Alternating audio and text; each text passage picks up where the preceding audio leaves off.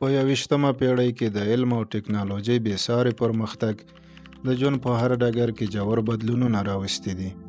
دا پېړۍ د بشریت لپاره د چټک پرمختګ، اختراعاتو او نوښتونو له اړخه ځانګړی ارزښت لري. که موږ د دې پېړۍ د ارزښتناکه نوښتونو لیست ته کتنه وکړو، بشر توانېدلی چې په هره برخه کې د خپل تاریخ بېساري نوښتونه رامنځته کړي. په دې ویډیو کې مو هغه غوره 15 نوښتونو ته کتنه کړې چې تر نورو یې زموږ د ژوند په چارو ډېر تاثیر کړی.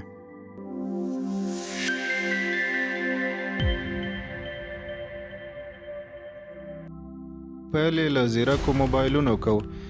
ځیرک موبایل د لومړي ځل لپاره د 20مې پېړۍ په پای کې یعنې د 1994 زیږدیز کال کې جوړ شو.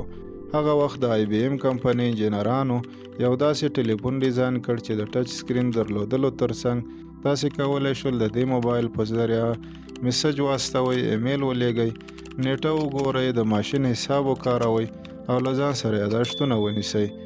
یعنې په اصل کې دا د هغه وخت لپاره یو ډول هوښیار یا ځیرک موبایل و.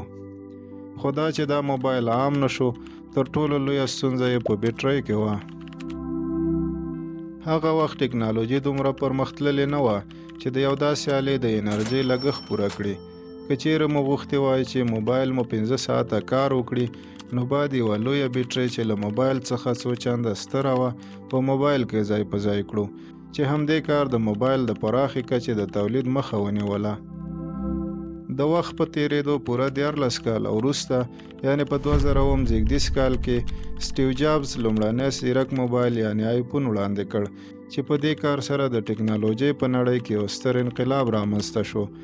An iPod, a phone. Are you getting it? These are not 3 separate devices. This is one device. And we are calling it iPhone. ځیرکو موبایلونو د وخت په تیریدو له هر اړخه پرمختګ وکړ. بیټرۍ یې ځواکمنې شوې، کار یې چټک شو او د کیمرو کیفیت یې ښه شو. دې نوښت ته د خلکو لاسرسی دومره چټک و چې په ډېر کم وخت کې د افریقا له دښتو بیا د ګران افغانستان د لیرې پرتو سیمو د خلکو تر لاسو ورسېد. نن ورځ ځیرک موبایل د بې شمېره اسانتیاوو په لرلو د انسانانو له لاسو څخه په یوه نه جلا کېدونکې آله بدل شوی دی چې په نه شتون کې د ننني دور د ژوند چارې نیمګړې برېښي. د 21مې پېړۍ بل نوښت چې د نړۍ په کچه یې ستر بدلون رامنځته کړ ټولنیزې رسنۍ دي. لومړۍ ټولنیزه شبکه د 6 ډیګري په نوم په 1990 زیږدیز کال کې پیل شوه. دې شبکې د پروفایلونو جوړولو او د دوستانو ترمنځ د اړیکو ټینګولو امکانات وړاندې کول. که څه هم دا شبکه په تجارتي توګه ناکامه شوه، خو د ټولنیزو شبکو د جوړښت او مفکورې لپاره بنسټیزه وه. له دې وروسته لومړۍ بریالۍ ټولنیزه شبکه د فیسبوک په نوم په 2004 زیږدیز کال کې جوړه شوه، چې په ډېر کم وخت کې بېساري پرمختګ وکړ او د نړۍ په ګوټ ګوټ کې خلک له یو بل سره ونښلول. ټولنیزو رسنیو په چټکۍ وده وکړه او په بېلابېلو برخو کې د خلکو د اړتیاوو د پوره کولو لپاره د یوټیوب، انسټاګرام، واتساپ او ټیک ټاک په څېر بې شمېره اپلیکیشنې جوړې شوې چې په بېلابېلو برخو کې بشر ته بې شمېره اسانتیاوې رامنځته کړي دي.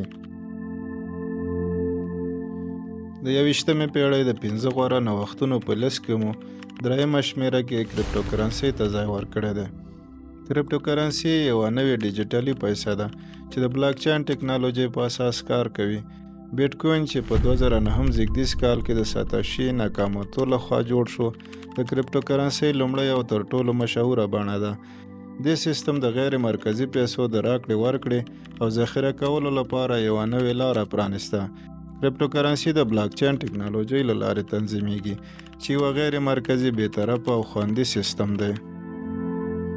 کریپټو کرنسي د نړیوالې مالي ټکنالوژۍ په نړۍ کې یو انقلابي بدلون راوست چې مالي چوپړتیاو ته د لاسرسي، غیر مرکزي اقتصاد، د پیسو چټک لیږد او د پانګونې د نوو فرصتونو په رامنځته کولو سره د یو لوړ قانوني او تنظیمي چلنجونو سره مخ ده د اټکل له مخې دا ټکنالوژي به په راتلونکي کې د اقتصادي تګلارو په بدلون کې بنسټیز رول ولوبوي. د 21مې پیړۍ څلورم غوره نوښت د برېښنایي موټرونو رامنځته کېدل دي.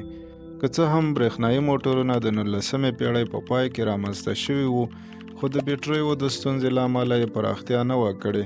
خو په 2008 زېږدیز کال کې د ټسلا کمپنۍ دې ستونزې ته حل پیدا کړ او د برېښنایي موټرو تولید یې پیل کړ. برېښنایي موټرې اوس مهال د نړۍ په بېلابېلو هیوادونو کې په پراخه کچه تولید او ترې ګټه اخیستل کیږي، چې د هوا د نه ککړتیا، کم لګښت، د ساتنې په برخه کې کمې اړتیاوې او د چاپیریال د غږیزې ککړتیا د مخنیوي له اړخه یې په پرمختللو هیوادونو کې ډیر شهرت موندلی.